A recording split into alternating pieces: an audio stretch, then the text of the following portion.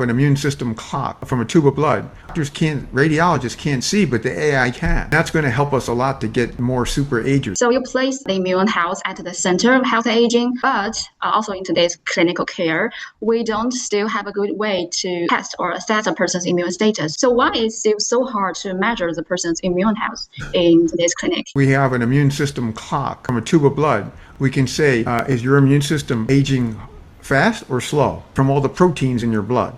But now we can do AI of the thymus gland through a low-dose chest CT scan. And we can say, is your thymus healthy, even age 80? Radiologists can't see, but the AI can. So that's why we start to see these superagers have this incredibly intact thymus by AI imaging. We will have multiple ways to evaluate an immune system. I call it the immunome. That's going to help us a lot to get to more superagers, because if we see your immune system is lost some of its integrity, we can do things like, for example, give a vaccine or other strategies to bring your immune system, like lifestyle that we talked about, to a healthier level.